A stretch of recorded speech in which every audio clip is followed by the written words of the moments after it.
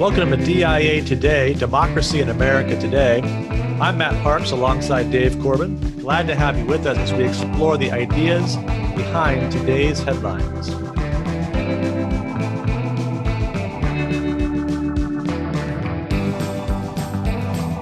How was your week, Dave? It was great. Still in Texas, more highs than lows.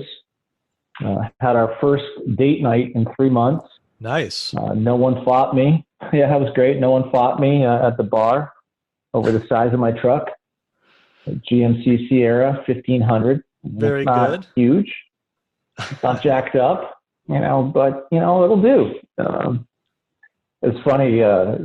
First time I went to buy something here, I was buying firewood for my fire pit outside, and the person said, "You have 6 or 8 foot bed," just assuming truck. And I said Highlander. And I was like, what's a Highlander? Oh, it's a Toyota. Toyota? Yeah, Toyota. Well, there's Tundras out here, but there's Tundras, but the expectation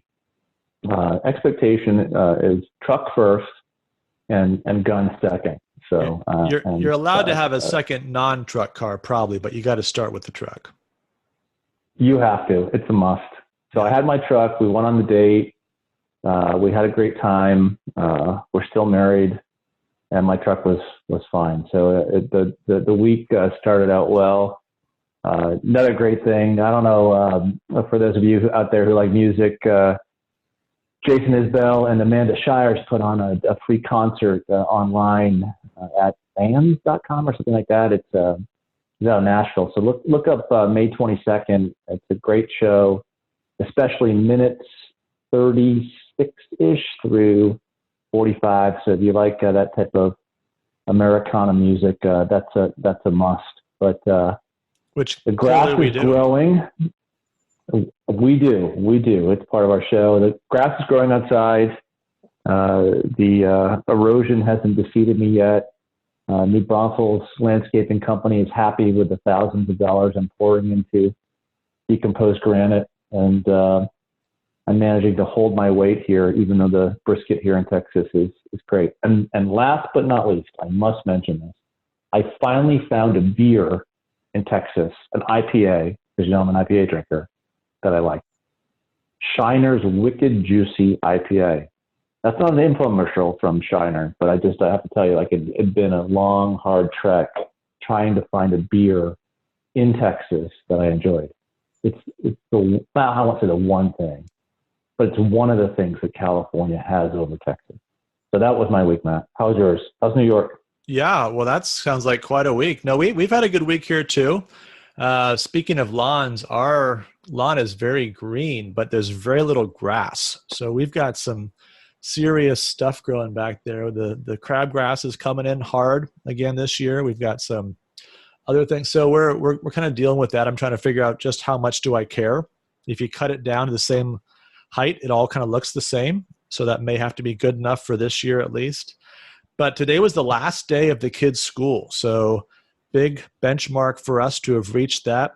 We homeschool, so nothing was super different for us after March. Who doesn't homeschool these days, right, Matt? Well, exactly. But we were doing it before it was cool. Okay. So, but it's still it's a trek, and for my wife especially, working really hard with the kids, and so it's been challenging, even though they've used to working at home, to not be able to do their homeschool co-op and other activities. So anyway, it's a good step for us to make. We start the year early, we end the year early, and so we've made it. And it's a really, really hot and humid day, so it feels like you should be ending school on a day like today. Nice. Well, last week we talked about the roots of our present hyper-partisanship.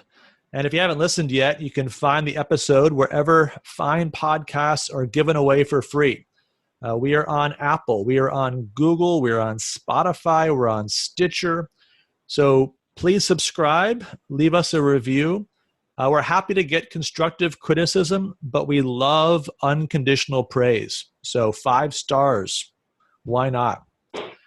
This week, we're going to turn our attention to another side of the COVID-19 crisis, or at least another development from that crisis. U.S.-China relations. So let's start with some headlines. Probably the most important development in U.S.-China relations this week was China's attacks on freedom in Hong Kong, leading U.S. Secretary of State Mike Pompeo to certify to Congress that Hong Kong is no longer autonomous from China, which has a number of implications in American law. And so when you layer that on top of the role that China played in the spread of COVID-19, China's aggressive response to even mild attacks on its human rights record, think about the response to that single tweet from Houston Rockets general manager Daryl Morey last fall. Both sides of the presidential campaign are eager to portray the other as soft on China. And you don't have to do a lot of work to find the new ad, the Joe Biden ad, that makes that accusation against Donald Trump, and then the reply from Donald Trump calling Joe Biden China's puppet. So you can expect a lot more of that, I think, as the campaign unfolds over the next 5 months, because frankly, it's not that hard to find embarrassing clips, pictures, tweets that suggest both Joe Biden and Donald Trump have been perhaps a little cozier with China than these current times would want them to be. What do you think about the political football there, Dave? You know, I think I'm going to let the creators of South Park make the decision on this one as to which candidate has more been the puppet of China. I think of all the U.S. cultural things out there, South Park has probably been the most accurate with regard to things that China has done more recently, and with a good dose of humor as well. But yeah, it tells you something, right? When you're talking about important foreign relations, that campaigns are trying to make it about the other campaign being bad. I mean, that happens in every campaign, you know, ever since way back when in the French Revolution, when there were decisions being made as to whether or not to support the French and claims being made on both sides that the other was wrong. But I think back then there was a clearer notion as to what the public good was, and whether or not the other side was working towards that public good. Today it just seems to be, like we said last week, a hyper-partisan ball that's kicked back and forth. So I'm not quite sure I'm going to let my judgment on the matter be framed by advertisements on either side. That's probably a wise move. So obviously much more important than that partisan political question is the overall strategic question. What should America's strategy be toward China? On the left, there's an ongoing debate about how a Biden administration should engage China.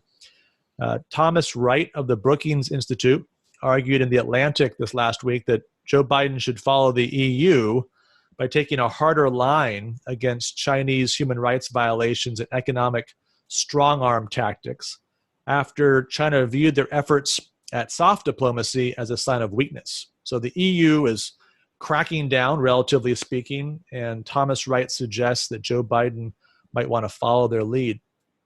On the other hand, Rachel Esplin-Odell and Stephen Wertheim warned in the New York Times recently that Democrats need to avoid Trump's quote-unquote China trap by speaking out against what they're calling an unnecessary Cold War with a power strong enough to endanger American security and well-being.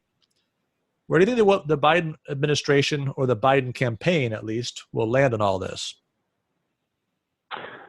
Well, I mean, I think within the Democratic Party and a good portion of the Republican establishment, there's always been this division between the more moralist faction and the idealist faction. I think one of the things that happened in the 1990s and aughts is that these two factions made a peace with one another, so that some of the more concerted attempts to suggest that a global norm can be welcomed and embraced by all, and that global norm was very progressive, were put forth, and then they were cloaked in some pragmatism. But much like the campaign between Biden and Sanders before Biden won, I think that there is this tension that still is there within the Democratic Party. And I don't think that Biden is going to be able to work his way through this tension. I think that there is a driving secular humanist desire among many a Democrat to believe that there really aren't any differences between the world's people, that we can be one global entity. And I think that the showcasing of China's human rights violations that show that, well, this isn't the case, that they want to flex their muscles and exert their power and trample upon a progressive notion of human rights, will always awaken that group within the Democratic Party that I think rightly finds such abuses wrong. So it's a tension that I don't think will be overcome, certainly within the Biden campaign. And it'll be interesting to see which VP candidate he chooses and where that VP candidate lands and where that kind of Democratic Party bohemian bourgeois consensus is able to fall on this issue. Yeah, we'll have to see. That's an important decision he's going to have to make in the next 2 months or so, and it certainly will have some bearing on the overall foreign policy picture that's presented by the campaign. Meanwhile, on the right, there's an important debate going on about just how serious China threatens America's interests. So Michael Rubin of AEI argued recently in the National Interest that the real threat from China remains not its rise, but rather its collapse. Freedom is contagious, he says. Xi's actions against Hong Kong may, in hindsight, appear like treating a chest wound with a Band-Aid.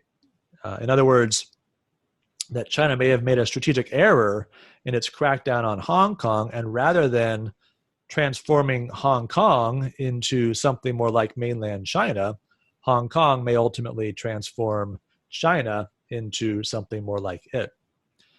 Now, on the other side of that, we have a recent piece from David Goldman in the new edition of the Claremont Review of Books, which, by the way, the day that issue comes out is like a second birthday for me every quarter or so. But the unprecedented challenge, he claims, that China's recent outward turn poses, he says, China doesn't want to rule you, but rather, like the Borg in Star Trek, it wants to assimilate you by leveraging its leadership in 5G broadband internet access and in related fields. What do you think the crackdown on Hong Kong portends for China's future and the future of freedom and democracy there? Well, I think it'll generate the response that you see in someone like Michael Rubin, who ought to say that there are liberal internationalists within the Republican Party, as well as the Democratic Party. There are individuals who believe that freedom is contagious. Well, there are a lot of things that are contagious that aren't good, and there are a lot of things that are contagious that, well, exactly, that are a lot, as we've seen. And there are a lot of things that really amount to, well, how is the thing used as a means towards human flourishment? I always remember, and so here on Rubin's piece, a great line by John Agresto, that it's not so much that people love liberty, it's they love their neighbor's liberty. And that's the real difficulty when you're trying to assume that somehow this brave new world is going to form in the world because there's something that people like. It's not a matter of simply you liking it, but can you like it to your benefit, and can you like it when it's employed by your neighbor?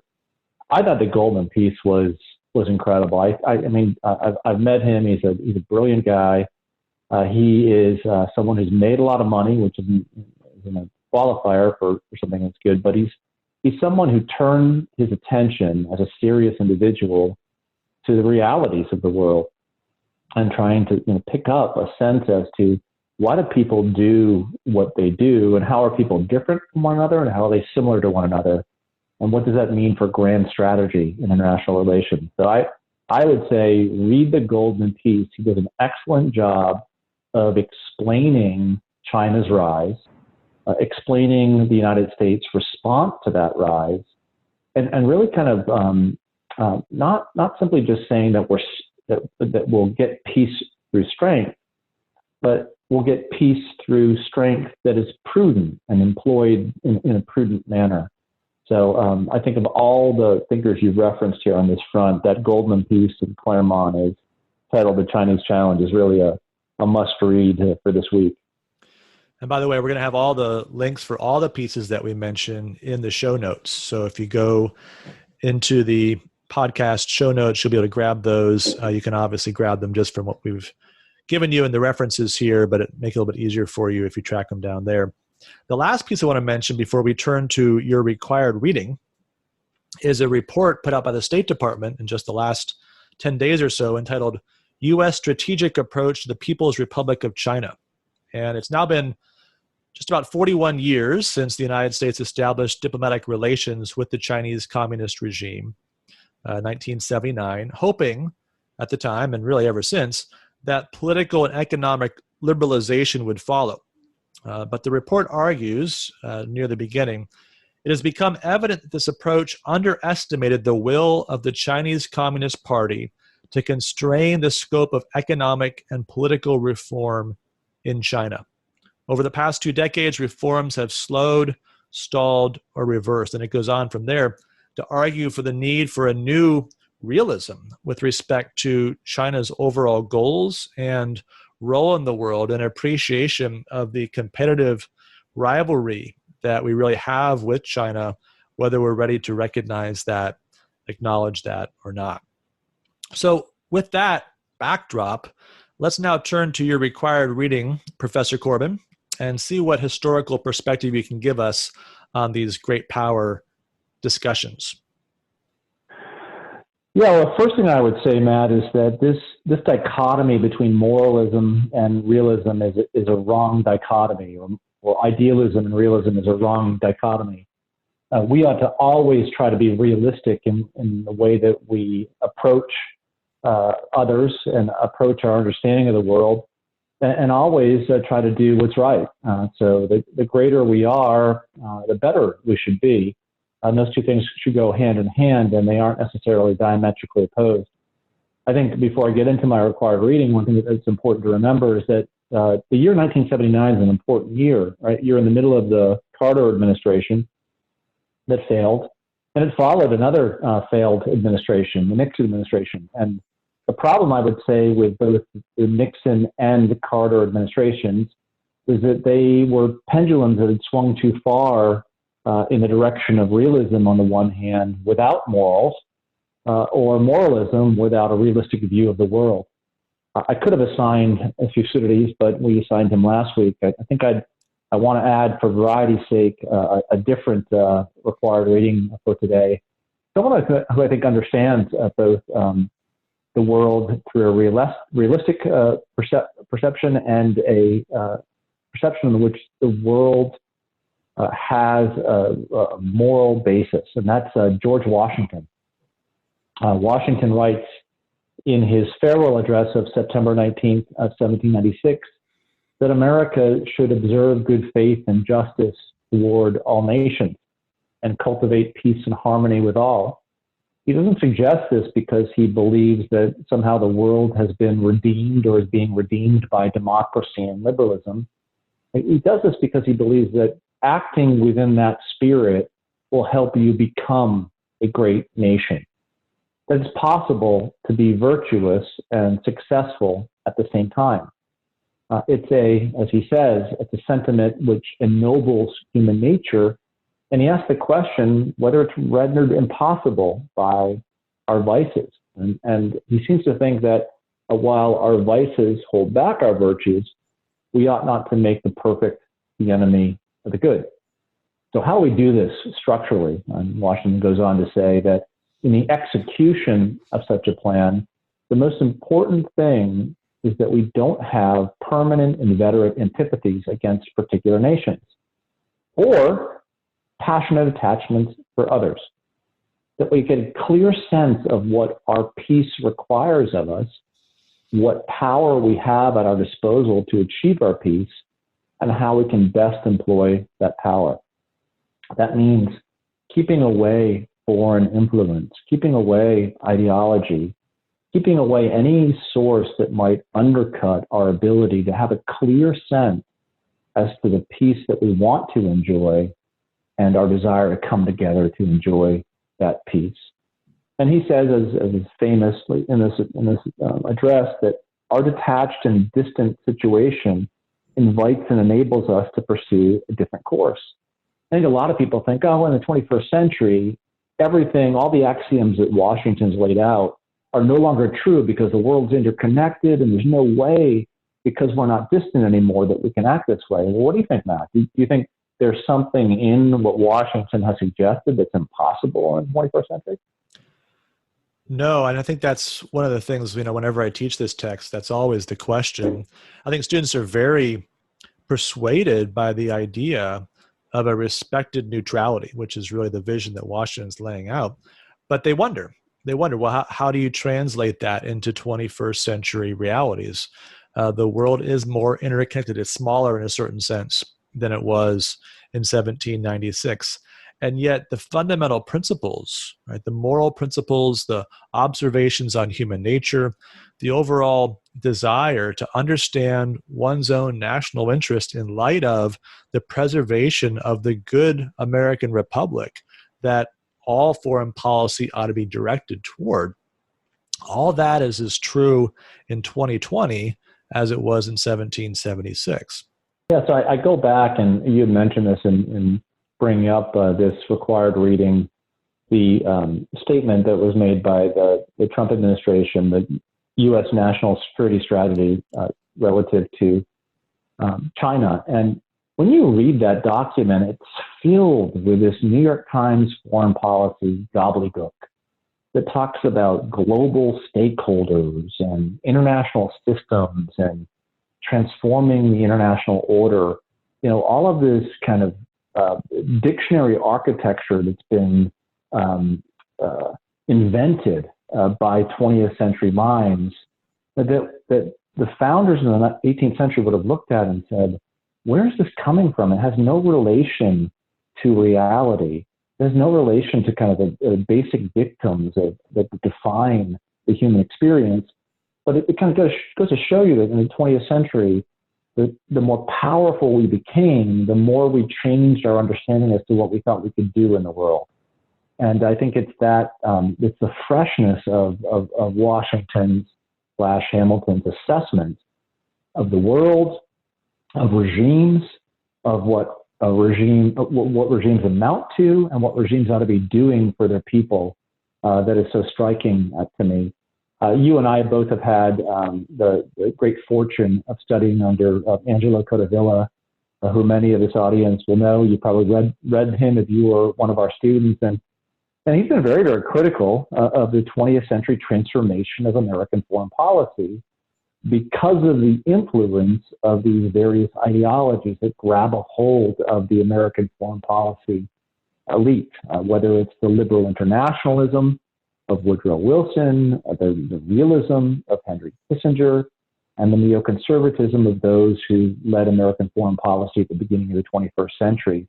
We've got to let go of these constructions, these artificial constructions that we try to just imprint upon the world. And so we see with Washington, at the end of the paragraph that you were just reading, he imagines a day when we may choose peace or war as our interest, guided by justice, shall counsel. Right? A small country in difficult circumstances needs to grow in power and needs to be respected in a way that it can choose peace or war as interest, guided by justice, shall counsel. And what's one of the striking facts of American political history, that by the time you get really past the War of 1812, the United States had essentially reached that position. And yet one of the challenges we faced in the 20th and 21st century was in some ways efforts that have squandered that position or that advantage and put us in a position where either we're not choosing in the way that we might otherwise be able to, or we're acting as if we're not choosing. Right? We're being led by these kind of artificial constructs as you're describing, or reacting to other phenomena around us, so that we lose sight of the fundamental purpose of that foreign policy, namely to preserve the regime, namely to strengthen from without that which is precious within. Yeah, and that is an America First doctrine but it's America at her best first doctrine. And that's important. America abiding by the precepts that define natural justice doctrine. So it's the intersection of the natural love of one's particular own with the love of a universal good. Justice is a good thing. Virtue is a good thing. Acting right is a good thing. And these don't have to be mutually exclusive things. And I think we try this in our own individual lives and we fail. But there's no difference between what we're trying in our individual lives and what we are as a nation. Because at the end of the day, that nation, like us, is a human entity. It's a human thing.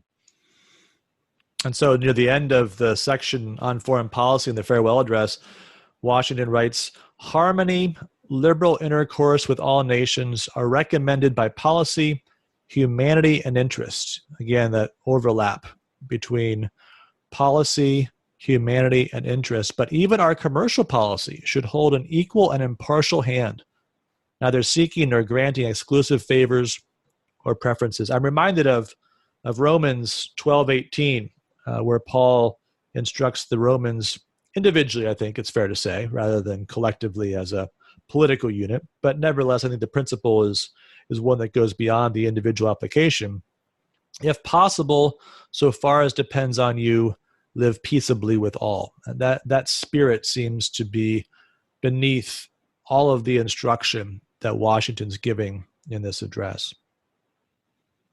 If so, clear, the end, peace.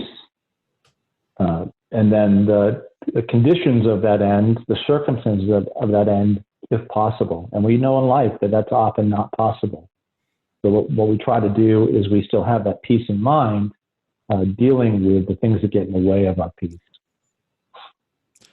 I think a good example of reasoning along the lines we've been describing, as you think about the strategic imperative of understanding your rival, in the case of China, a good example of an earlier effort to do just that is in George Kennan's Sources of Soviet Conduct. I know we've probably both assigned that at various points in our teaching careers, where Kennan tries, as the title suggests very plainly, to understand the roots of Soviet actions in the international sphere.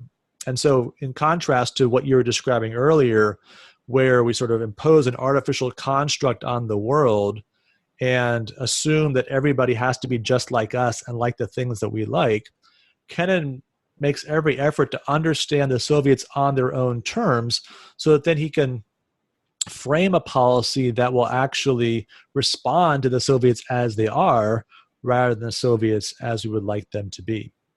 Matt, a great the great catch in Washington's farewell address. And it makes me think once again of the Goldman piece. The Goldman piece, I think, is essential for this reason. It kind of has that Washington moving toward kind of a Kennan appreciation of regimes feel. And there's a great line in Goldman's essay that I think is the central line, or central paragraph, I should say, of the essay, where Goldman says the following: American strategists seem to think we're dealing with the Soviet Union of the 1980s. If only it were that easy. Communism is a bankrupt ideology, a miserable failure at social and economic organization. China is something entirely different. Soviet communists told their most talented scientists, invent something new and we'll give you a medal. China says, invent something new, launch an initial public offering, and become a billionaire. So what Goldman gets is that it takes hard work to understand a regime. Kennan had lived for a time in Europe. He knew the Soviet Union well. He knew Russia well.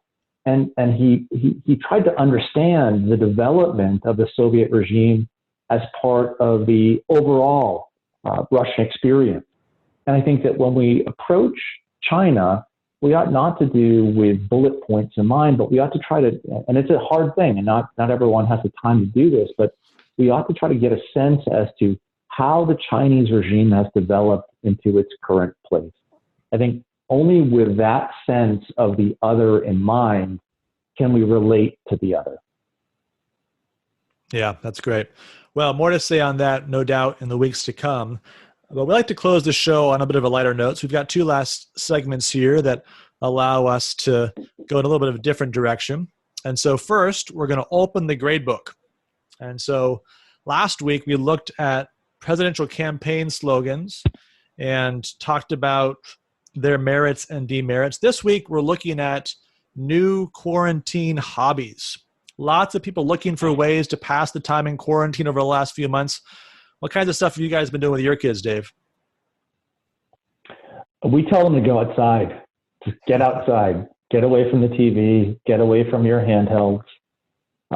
Go and not see if you can get bit by a scorpion, but go and see if you can see a scorpion. At least find one. Yeah, or like my upbringing, like move these rocks from here to there because my back hurt. So those type of kind of, hard labor, good things for, 6-year-old boy, 8-year-old girl to do, make them sleep earlier at night. So that's kind of been our hobby, kind of a work release program from the house, so to speak. Well, that's pretty good. That's pretty good. But there's a few more suggestions here from some magazines we found that might allow you to step up your game if you need to. So I don't know. I'm sure you've been on ESPN a lot and you see all the crazy trick shots and things people have been working on, which apparently is another hobby. But we've got a few from Shape Magazine. I know one that you've subscribed to for many years. Number one, jigsaw puzzles. What do you think about jigsaw puzzles as a quarantine activity? Am I grading this? You're grading this. Yeah, of course. We're opening the grade book.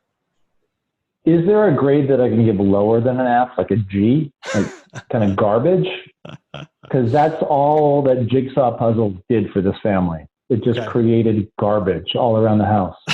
My son Jack, 6 years old, took a pair of scissors and everything was a jigsaw puzzle. He saw something like this and all I saw was colored paper all over the floor. So I'm going to give that one a G. Okay. All right. Well, I get that. So yeah, I like the 25-piece ones that the kids do. It takes about 3 minutes and, you've got a nice picture that you can see exactly. That's pretty much all frame. So not a lot of guesswork involved.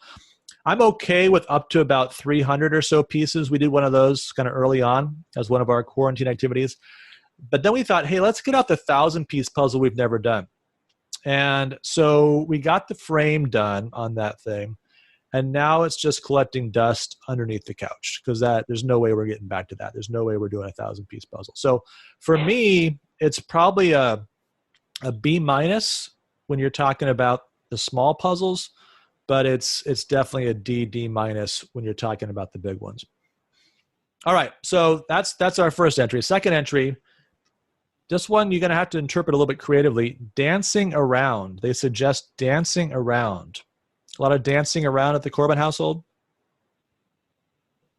We dance, not well. I don't want to flag. That's broad brush. I mean, my wife might be mad at me for saying that. No, there's a lot of dancing that goes on. I think that more dancing now that we have our own home than when we were living over a late 60s year old woman in California. So yeah, dancing's good. David dances right in the Bible. It's good. It's good to move around and it's good to experience joy. So absolutely. A good dance and a good spirit. I'm going to give that an A. Okay. Yeah. Well, I'm going to say, even though I can't do it well, I'm going to give it an A. So that's not required. Skill is not required. No, you're right, boy. Dancing with little kids in apartments, that is challenging. When we first moved to New York City, we had 2- and 3-year-olds who like to move around in normal 2- and 3-year-old ways. And a couple of 20-something guys beneath us who didn't have kids didn't quite get how 2- and 3-year-olds worked. So yeah, we're glad to have our own house too. We can dance as we please on 100-year-old hardwood floors as necessary. Yeah, I'm going to give that an A also. Nice. That's a good activity. You put a little bit of music on and the kids get some exercise even if they can't go outside. Okay, so Your that's kids don't judge you either when you're dancing. They're not like you're a bad dancer. They're just saying you're dancing with me. That's great. no, So that's true. I That's like one of that those aspect. things. Yeah, you're right. You're Yep. right. Not least until they get older. So now we've got New York Magazine has their own list. They had 15 items. We're not going to go through all 15. You can be grateful for that. But here's a few that caught my eye that I think might have been ones you'd enjoy as well. So first of all, making your own bread. No brainer. Anything bread is an A in my book. If it falls from the sky, it's great. If it's made, it's great. It's A. Bread equals A for me. Yeah, my wife has been making bread for us for some time. We got into sourdough more recently. My son's got some food restrictions, so most store breads he can't eat. She makes incredible bread, and whether it's sourdough or it's just regular wheat bread or whatever, there's just no going back. After you've gotten a taste of that, there's just no going back. So that is definitely an A, especially if somebody else is doing all the hard work and they're as skillful as my wife is. Okay, now how about this one? Scrapbooking. I know you've been into that over the years. Did you do a lot of scrapbooking the last couple of months? Never scrapbooked in my life, but I'm just going to use what you just said. If someone else is doing it and does it well, Yeah, it's an A in my book. It's just something I can't do well. So it'd be an I for me, an A if someone does it well. And I think about like all the pictures, the great pictures that my wife has taken, collected, printed, and put on our walls. And you love it after the fact, but if I had to do all that on the front end, it'd be a disaster. So yeah, I'm scrapbooking. Yeah, I'll give it a B plus. Right? I think if someone who knows how to do it can do it well, great. Just not my thing. yeah. For me, it's kind of like fishing. You know, I'm glad if somebody else wants to do it, but I don't have the patience for it. Great to see the final result. You know, it's fun to page through all those old memories, but just not going to be the way I'm going to spend a quiet winter evening or quarantine afternoon. All right. Lastly, for today, learning a new language. I have a feeling this is kind of a virtue signaling thing because we're all supposed to want to learn new languages. So is anyone actually doing that? I don't know. But what about learning a new language under quarantine? You know, I'm pretty strong in the languages I know. English, of course, the language used across a lot of the United States. And I studied German and French in college, actually French in high school and college. A lot of you who are listening, former students, know me as kind of the prairie dog of French, someone who has an understated ability that they really don't want to like show off, but they kind of get it. So you're not gonna reveal me there, Matt, are you? On that? There's no way story, I would never tell that story that I've told to every one of my classes pretty much when you were still teaching with me at King's. No, I mean, it's a little bit unusual to have a professor in graduate school who decides to give you animals for a grade. So if you open his grade book, I thought you just said you were. what? Thought you were gonna stop, but go ahead. Have No, I can't that. really Have stop. I mean, that. we're that far along. I've got to keep going. But so if he were opening the grade book, there'd be a bunch of animals rather than letters. So it was interesting. So we're taking our French midterm. Of course, I hadn't studied French. I did Spanish, and reading French, reading Spanish. I guess it looks a lot alike. Don't try to talk it, but it looks pretty similar. So I got my midterm back first, and I got the grade of Arctic wolf, which I thought was pretty good. Wolves are small but fierce, and Arctic wolf adds a little extra zing to it. So I thought, all right, at least I'm on track to pass this thing. But I'm sure you remember how in that moment you were quite sure that you were going to get something really big and really ferocious. If I was an Arctic wolf, then you'd have to be a Wolverine or something of that sort. And then Something intergalactic, something like not like, yeah. Right, the kind of character you only find in an Avengers movie. But instead, he gave you Prairie Dog.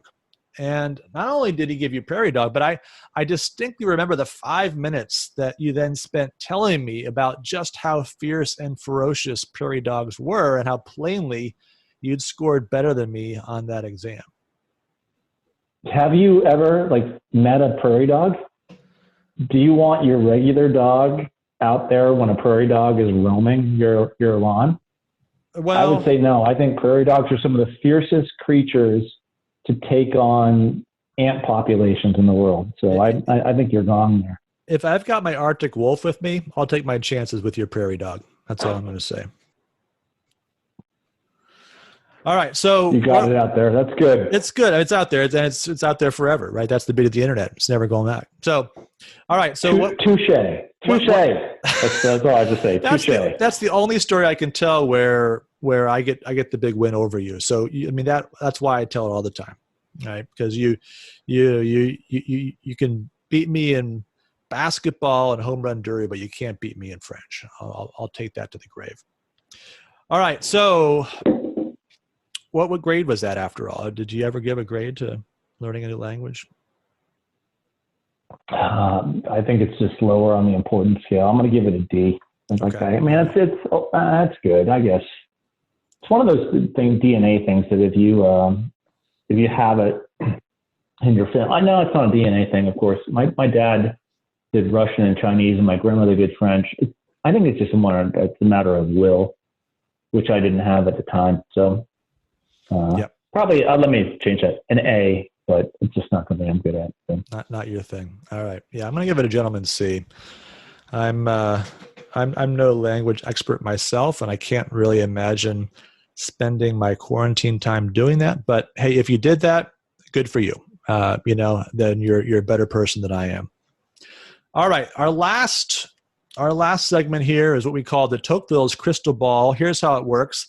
Dave and I will make a prediction for the next week to come, and whoever's prediction is closer to the mark gets to choose the following week's crystal ball challenge. So last week, we were predicting the one live sports event that actually occurred on the continental United States, the Tiger Woods, Peyton Manning versus Phil Mickelson, Tom Brady golf match. And do you remember how that turned out, Dave? How the crystal ball challenge turned out?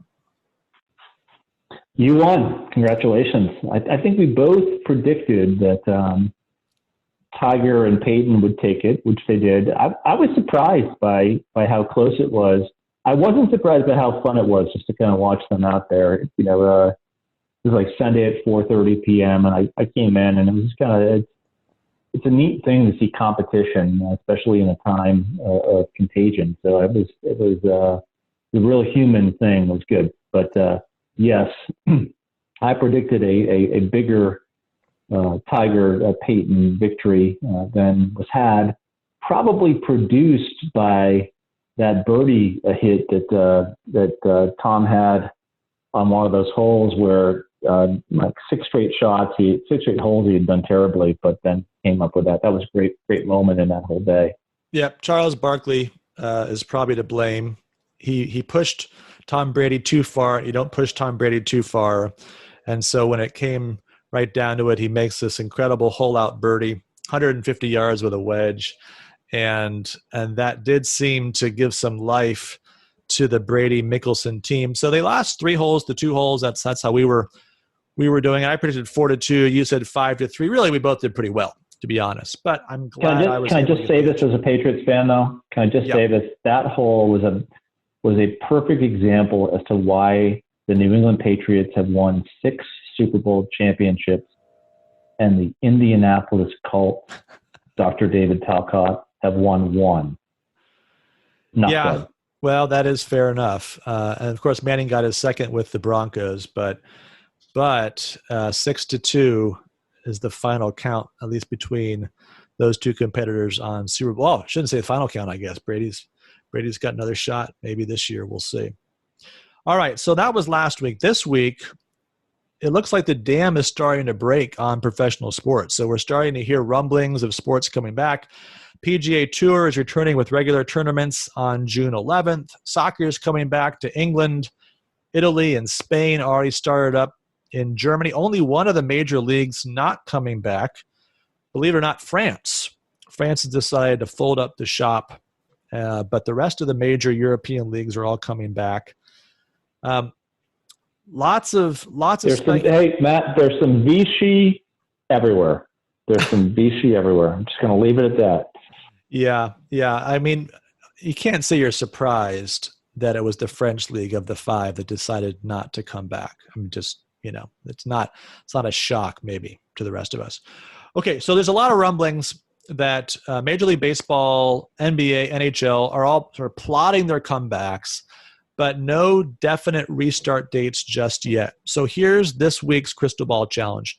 Will we get, by one or all of those three leagues, a definite restart date in the coming week before we tape the show next week? Will we get one or more of those leagues to announce a restart date? And tiebreaker, what will the earliest restart date among those three leagues be? I'm going to go, here's my crystal ball prediction. I'm going to go with the NHL. The fact that they already put out that 24 team playoff, which I think is just going to be amazing. For all those who are listening, there's nothing like the NHL playoffs. So I'm going to say the NHL. That's an easy way to go at this because they've already said they're going forward. But I think the first day of competition will be, let's say June